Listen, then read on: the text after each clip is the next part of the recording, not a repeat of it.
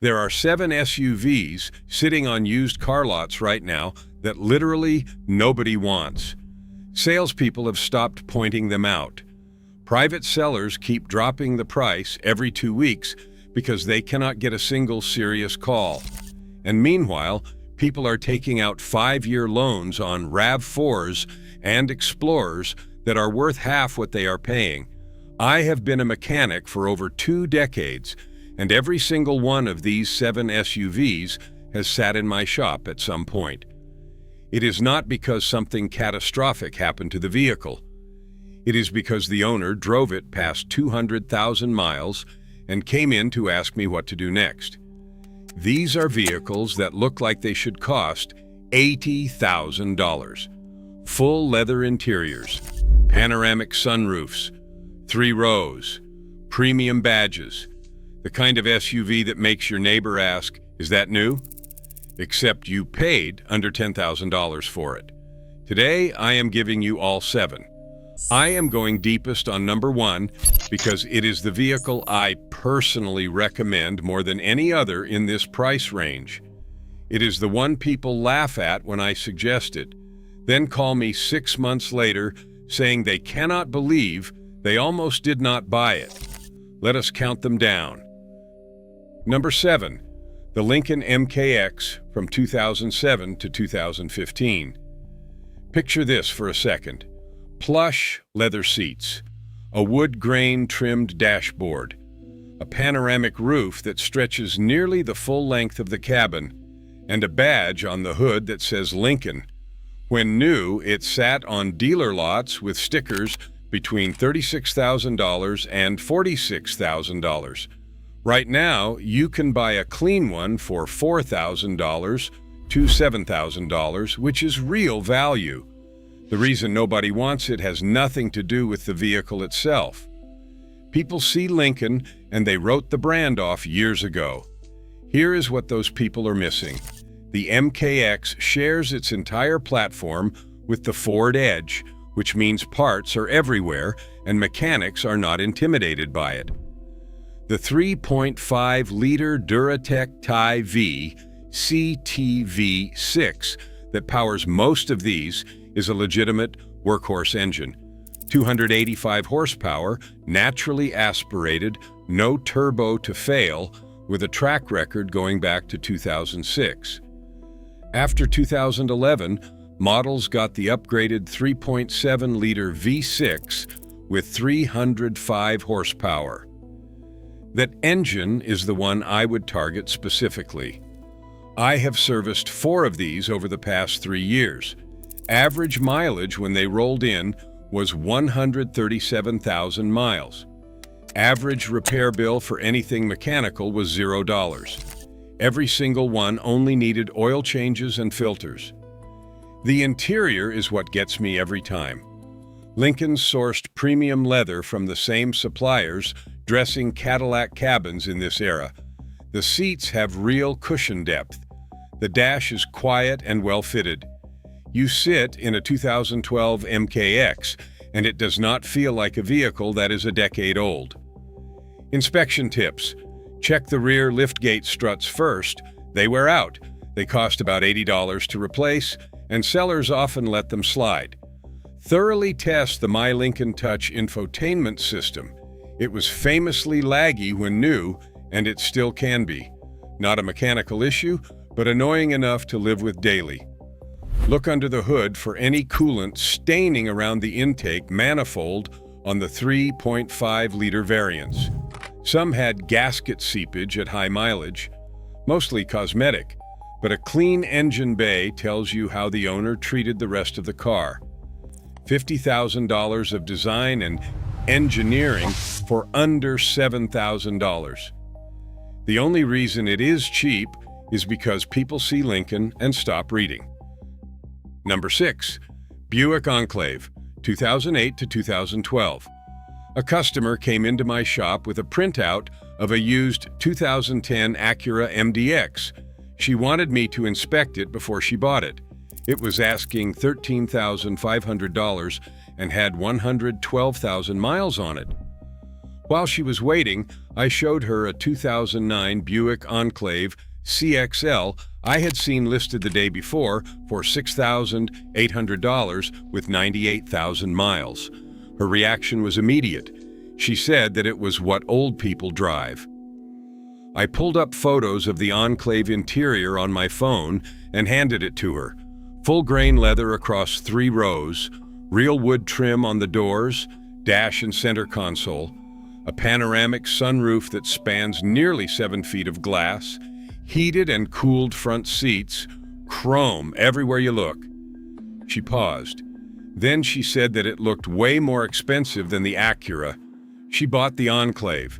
A year later, she told me it was the best car decision she had ever made.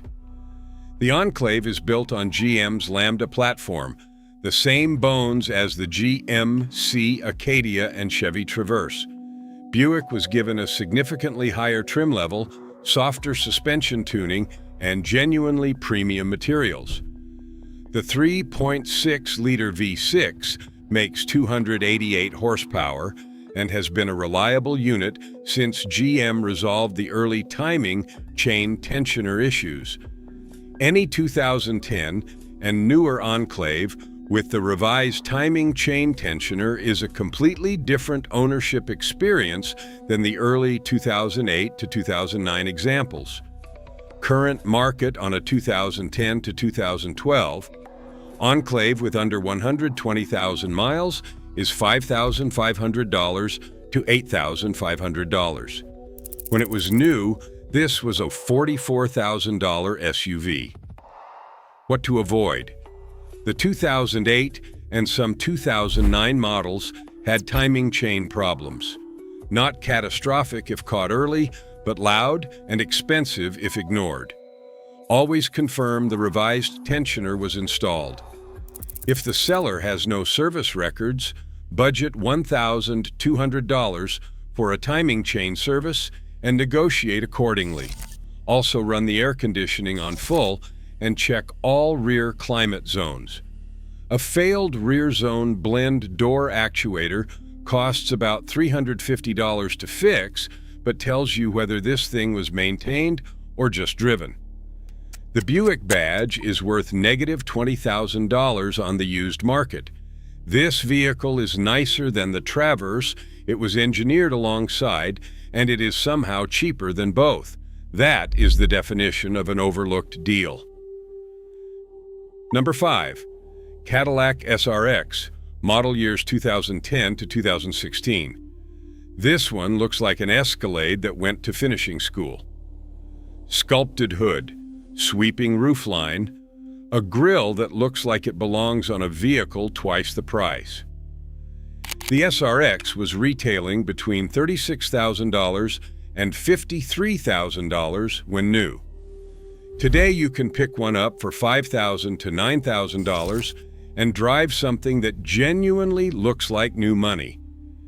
Here is the rule with the SRX, V6 only. The 3.6-liter LFX engine that Cadillac put in the later models is a strong, capable engine. 308 horsepower, direct injection, reasonably reliable when maintained. Avoid the 2.8-liter turbocharged 4-cylinder that appeared in some earlier versions. It is not a terrible engine in isolation, but it was not well suited to the weight of this vehicle, and it has considerably more failure points than the V6. I have seen over a dozen SRX models in the shop across these years. The ones that gave trouble were almost universally the early turbocharged models that had been neglected. The V6 cars with oil change records just kept going. The SRX interior rivals anything from this era. Cadillac's CU infotainment system is polarizing. People either adapt to it within a week or they despise it indefinitely. The seats are genuinely comfortable, and the fit of interior panels on premium trims is impressive for American manufacturing at this price point. Inspection notes. The Bose audio system is standard on most trims. Make sure all speakers are functional. Dealer replacement components can run $600 if multiple units are out. Check the panoramic sunroof shade mechanism. The shade can bind if it has not been lubricated periodically. Listen carefully to the rear differential on all-wheel drive models under load. A worn differential makes a distinct whine that changes pitch with vehicle speed. Budget $800 if you hear it, and negotiate accordingly. For $7,000, you are driving a vehicle with Cadillac on the steering wheel, 308 horsepower under the right pedal, and a cabin that most people will genuinely mistake for something from this decade. Number 4. Infiniti FX35 and FX37 from 2009 to 2013. I'll be straightforward with you here. This one doesn't look like it belongs on a used lot under $10,000. It looks like it belongs in a rap video. The second generation FX was designed by Shiro Nakamura, the same designer who gave the Nissan 350Z its iconic shape. The result is a crossover with a roofline that practically disappears into the rear spoiler, a hood that rises like a sports car's, and proportions that still look aggressive today. When these were new, they were $44,000 to $58,000 SUVs. You can find them now for $5,000 to $9,000 because the Infiniti badge depreciates like gravity. The mechanical story is what makes this a genuine steal. The VQ35HR and VQ37VHR engines powering these vehicles are from the same family as the Nissan 350Z and 370Z.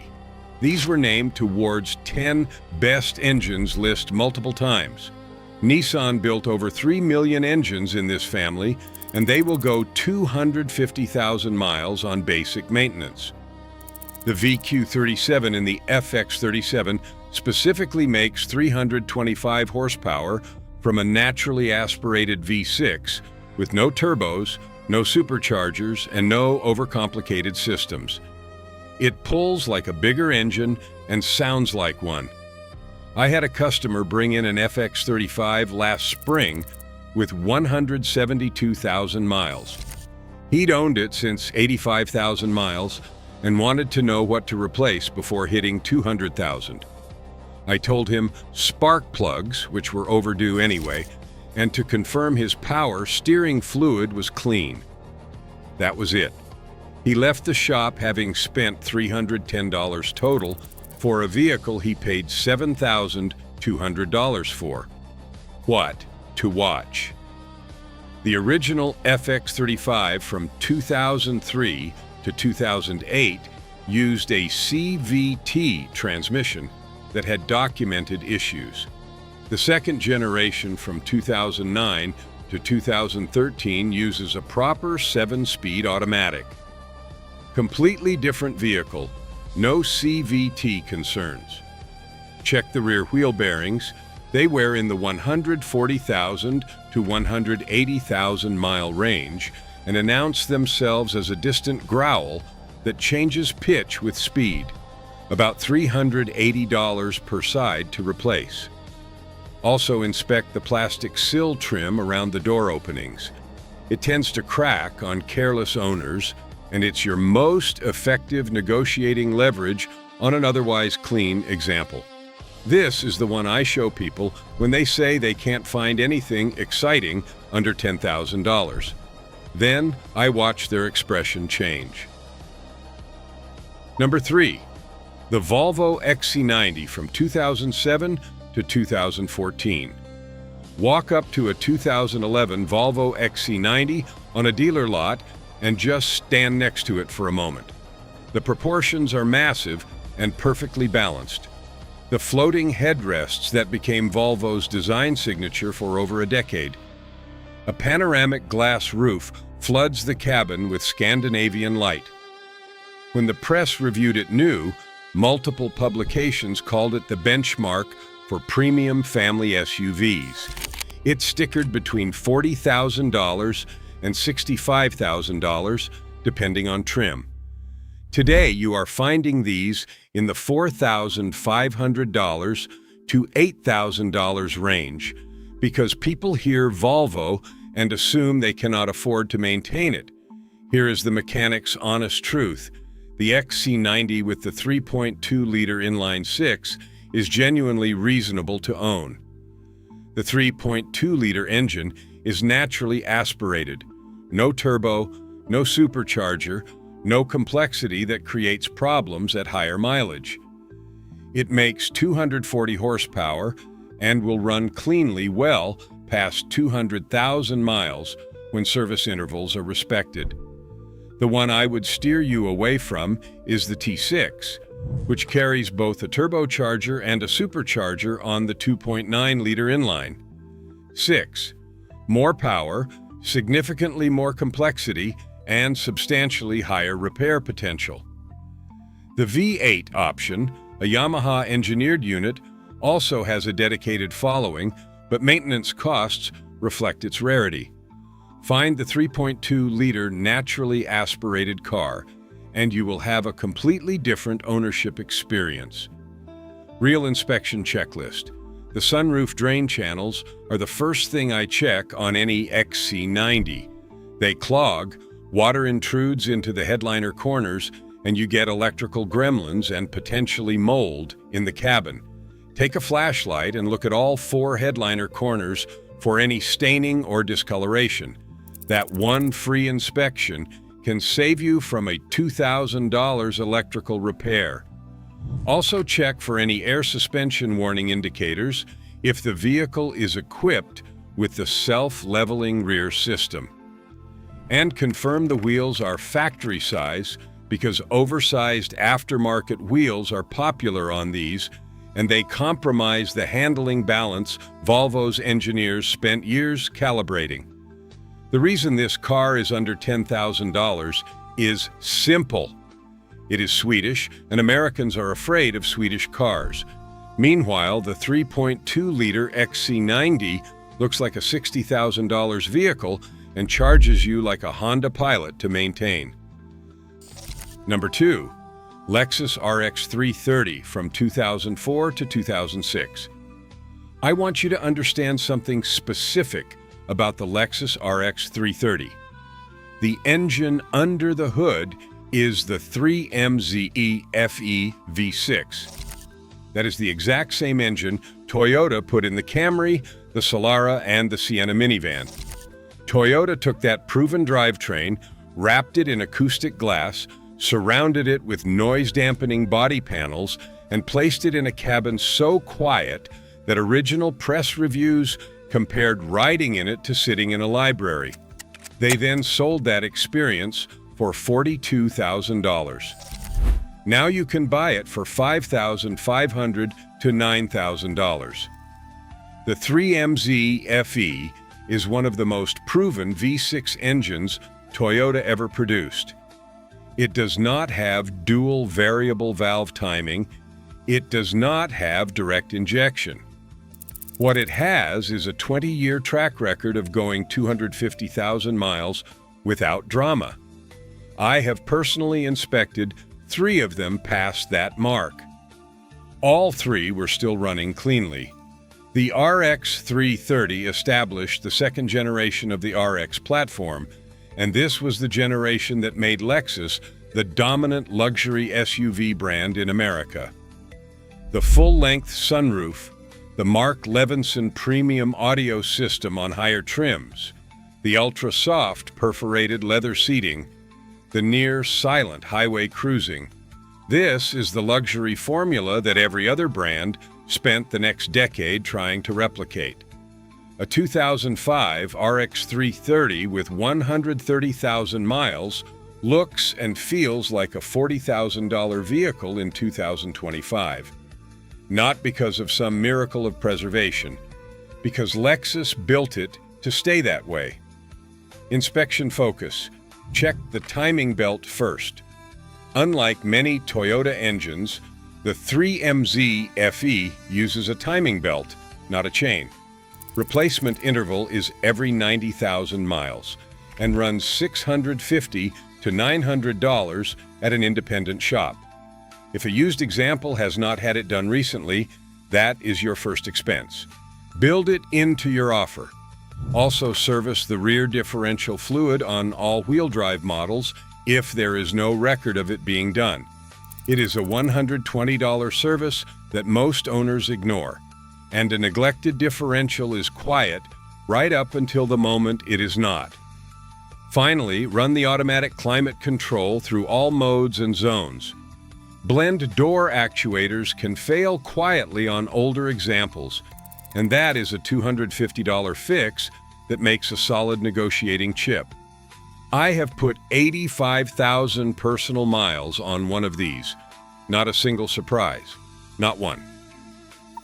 Number 1, Acura MDX from 2010 to 2013. Let me tell you about the customer who got angry at me. He came in 2 years ago wanting my blessing on a 2016 Chevrolet Tahoe LTZ, 94,000 miles, asking $28,500. His mind was made up. I walked him through the inspection, checked the transmission fluid, looked at the brake wear, and then asked him one question. Would you consider something that looks just as premium, has 3 rows, seats 7, and will cost you 60% less to own over the next 5 years? He asked. What is it? I said, Acura MDX. He rolled his eyes. He told me the MDX was a soccer mom car, and he would look soft driving it. I did not argue. I pulled up a 2013 MDX Advance package on my phone. 20-inch wheels, LED headlights designed to look like twin blades cutting through the dark, a front grille that referenced the Acura NSX concept from every car magazine that year, leather-lined everything, a 9-speaker premium audio system, built-in navigation, hands-free tailgate. He was quiet for a long moment. Then he said, that does not look soft. He bought a 2013 MDX with 88,000 miles for $9,200. That was 19 months ago. He has spent exactly $0 on that vehicle beyond routine maintenance. Here is what makes the Acura MDX the best vehicle on this entire list. It is a Honda, not Honda-inspired, not Honda engineered by committee. The 3.7-liter J37A1 V6 under the hood is Honda metallurgy, Honda engineering tolerances, Honda quality control from top to bottom.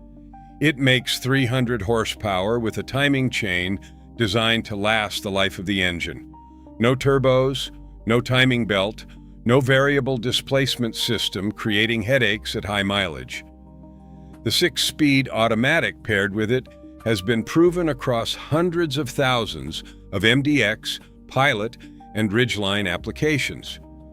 This transmission has a documented lifespan of 200,000 plus miles in properly maintained examples. SHAWD, Acura's super handling all-wheel drive, is one of the most sophisticated all-wheel drive systems ever put in a family SUV at any price.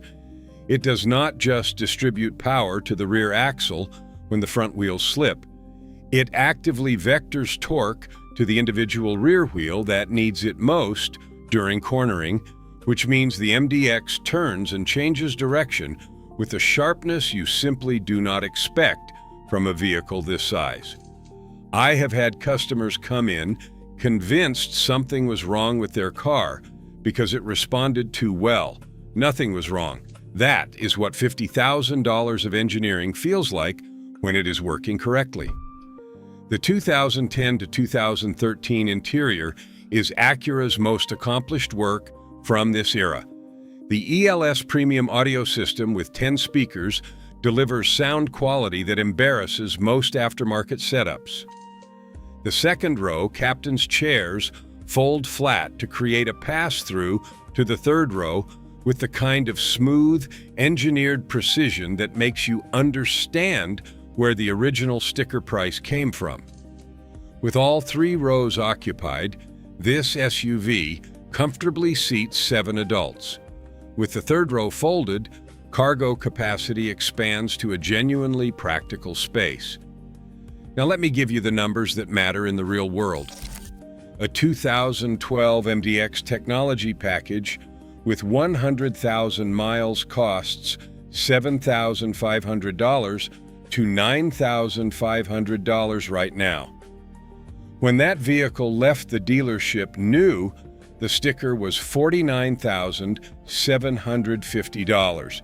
For under $10,000, you are purchasing 5 decades of Honda powertrain development wrapped in a cabin that launched Acura's reputation for luxury. Repair Pal's average annual maintenance cost for the 2010 to 2013 MDX is $571. That is hundreds of dollars per year below the average for luxury SUVs in this class. That difference adds up to real money across 5 years of ownership. Complete inspection checklist. First, engage the SHAWD system. Find a gentle slope or a light off-camber surface and drive it slowly. There should be no shuddering, no clunking, and no warning lights. An SHAWD warning code is usually a rear differential that has never been serviced. Budget $450 for a fluid service, and if the problem runs deeper, potentially $2,200 for a rebuild. Know that before you hand anyone a check. Second, pull the transmission dipstick and check the fluid. It should be pink or light red. Brown fluid or a burnt smell means the transmission has been abused. Walk away or negotiate $600 off minimum to cover a full flush and inspection. Third, open every door and examine the weather stripping in each door jamb. Honda's door seals last a long time, but dry, compressed, cracking seals tell you this vehicle lived outside in harsh weather for years. Supple, intact seals tell you it was garaged and respected.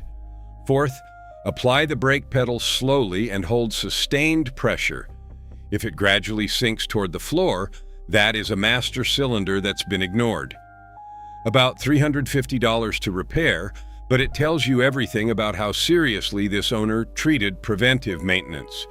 Fifth, and this is the one nobody talks about, check the condition of the spare tire under the cargo floor. Look at whether it's inflated to proper pressure and whether the jack tools are neatly stored. An owner who maintains the spare is an owner who kept up with the oil changes. It tells you more about how this vehicle was treated than any Carfax report ever will. Who should buy the MDX? Anyone who wants genuine luxury with Honda's reliability history behind every component. Anyone commuting more than 20,000 miles a year who can't afford a surprise repair.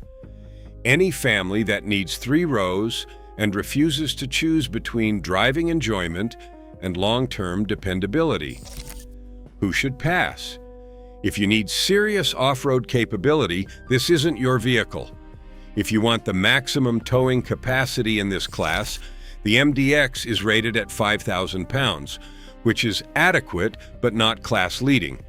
And if your primary purchase criteria is what your friends will think, I understand, but I'd encourage you to reconsider that framework entirely. Here is my final word on the Acura MDX. I have sent 8 people to buy this vehicle over the past 3 years. Every single one of them pushed back at first. Every single one of them called me later to say thank you. All 8 are still driving their cars. Not one has come back with a major repair. For under $10,000, I don't know what else you'd want. So there it is, 7 SUVs that look like they belong in a luxury showroom, sitting on used lots for under $10,000 because the badge is not Toyota or the brand is not fashionable right now. The Lincoln MKX that makes people forget Ford builds it. The Buick Enclave that makes Cadillac owners jealous at the traffic light. the Cadillac SRX that carries Escalade ambitions in a crossover body, the Infiniti FX that still turns heads a decade after it left the drawing board, the Volvo XC90 with a Scandinavian cabin that ages better than anything else on this list, the Lexus RX 330, a Toyota in an expensive suit, priced like its best years are behind it when they are actually still ahead, and the Acura MDX, Honda engineering wearing Acura's finest clothes, available right now for less than a 2-year-old economy car.